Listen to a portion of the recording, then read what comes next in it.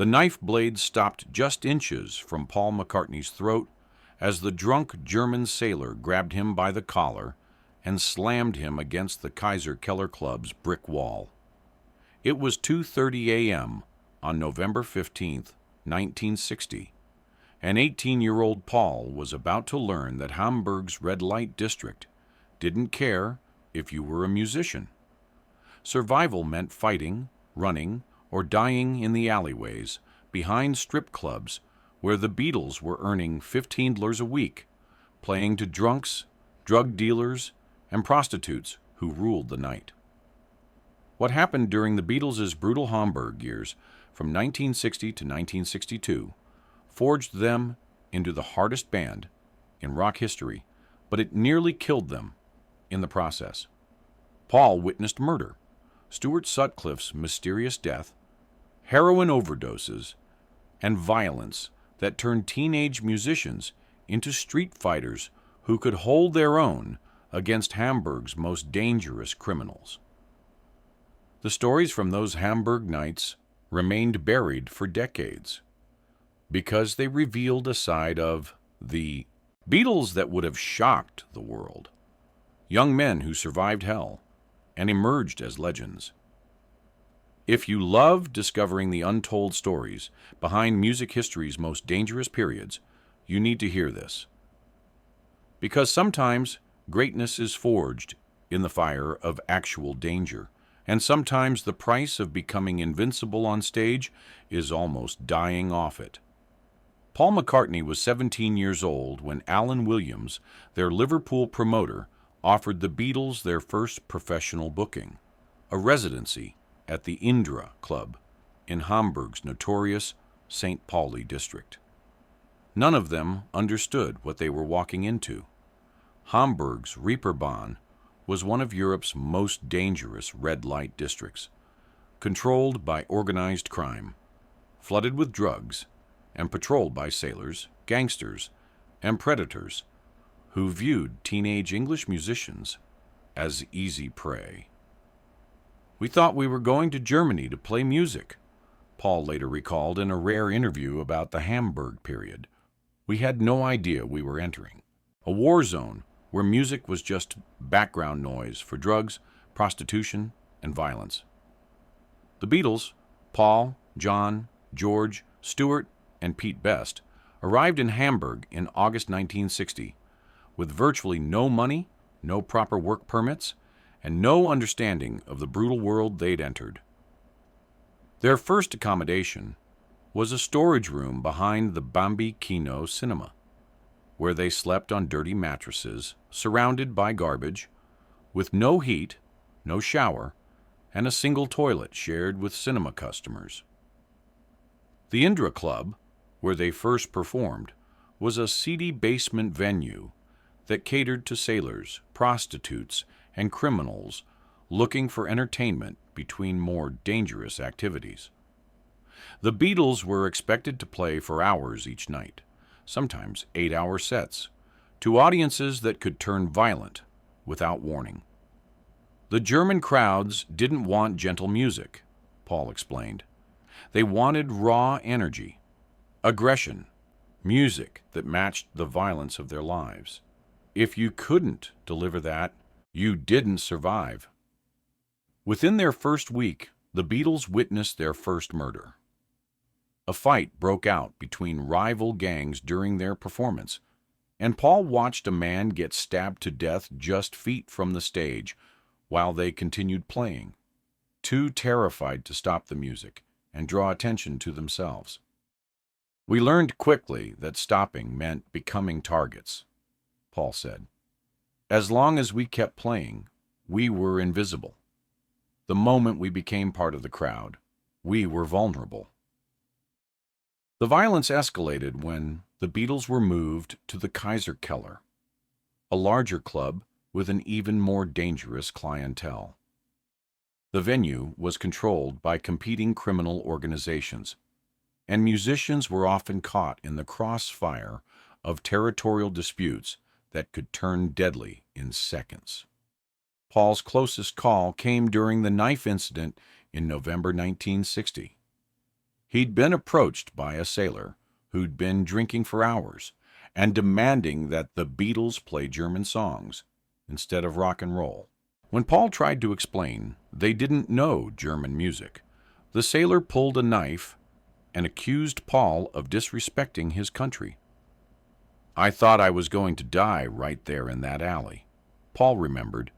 "He had the knife at my throat, and I could see in his eyes that he was drunk enough to use it. I started talking about Liverpool, about how we were working class like him, trying to find any connection that might save my life."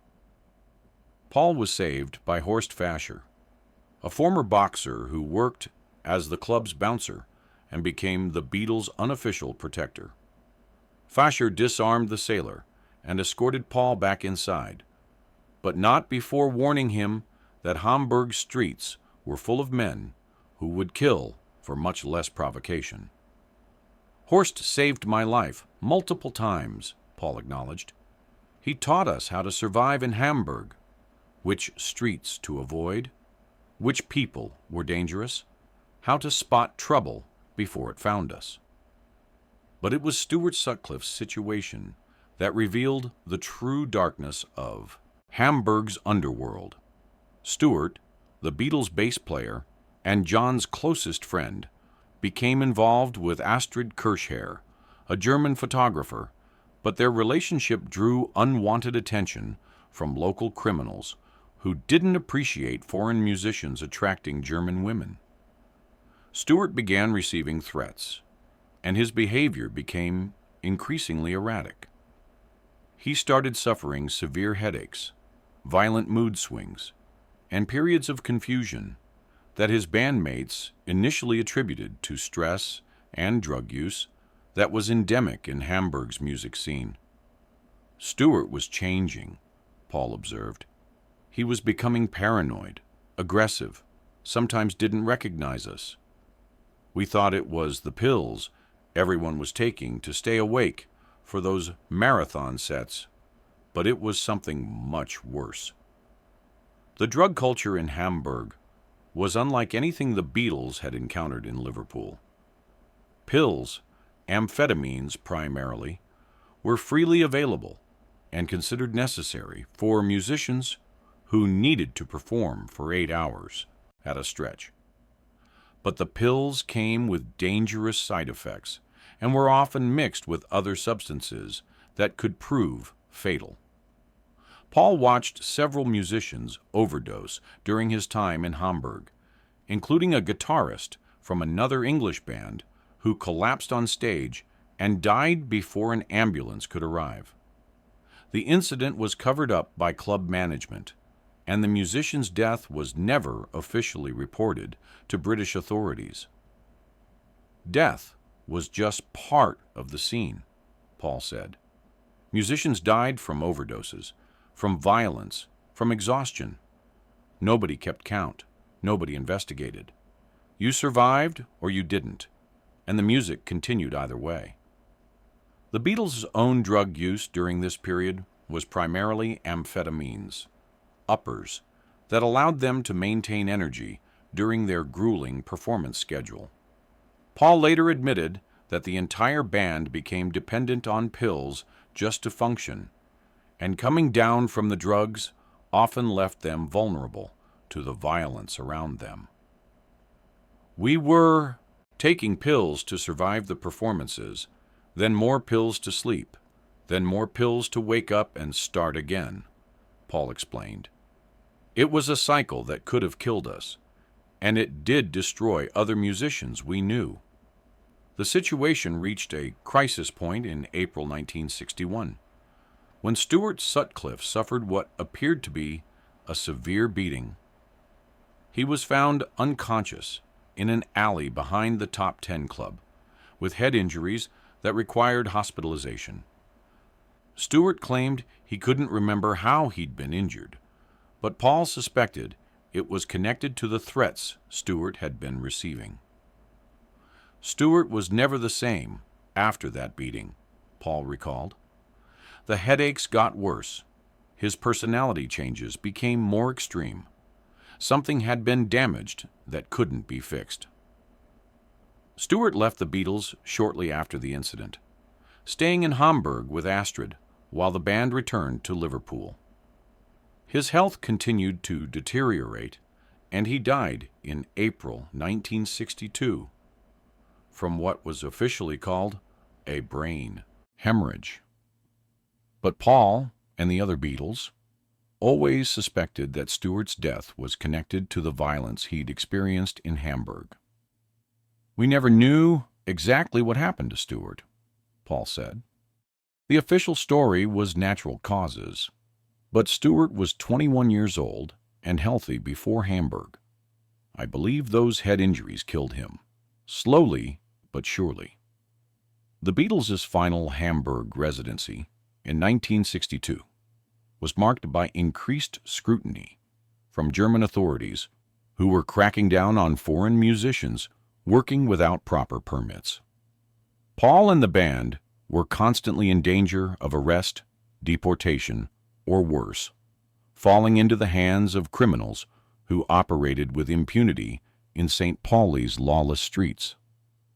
During their last weeks in Hamburg, Paul witnessed the murder of a club owner who had tried to cheat local organized crime figures out of their percentage of the venue's profits. The man was shot execution style in the club's basement while musicians performed upstairs, and his body wasn't discovered until the next morning. "That's when I knew we had to get out," Paul said. "Hamburg was consuming people, and we'd been lucky to survive as long as we had."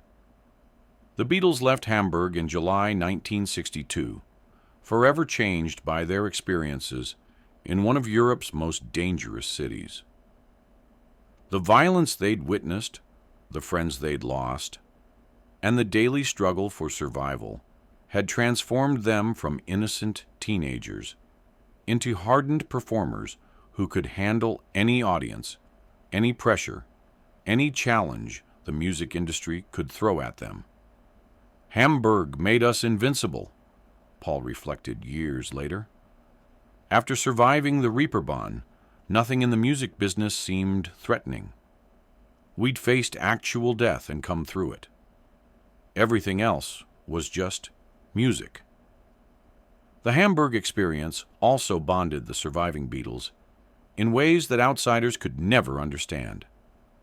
They'd saved each other's lives, protected each other from violence, and survived together in circumstances that destroyed other bands and individual musicians. But the psychological cost was enormous. Paul suffered from nightmares about Hamburg for years afterward, and he rarely spoke publicly about the period because the memories were too traumatic and the stories too dark for public consumption. "People think of the Beatles as innocent boys from Liverpool," Paul said, "but Hamburg turned us into something else. Survivors who'd seen the worst of human nature and lived to tell about it. That darkness is in our music, in our toughness, in our ability to endure anything." The Hamburg period established the Beatles' legendary work ethic, their fearlessness on stage, and their ability to perform under any circumstances. But it also left scars that never fully healed, memories of violence, loss, and the knowledge that they'd survived where others had died. "Stuart didn't make it out alive," Paul concluded. "We did, but we left pieces of ourselves in those Hamburg streets." The Beatles who returned to Liverpool were different people, harder, more resilient, but also haunted by what we'd seen and done to survive. Hamburg's hell days forged the Beatles into the toughest band in rock history, but the price was innocence lost, friends dead, and memories of violence that would shadow their success forever.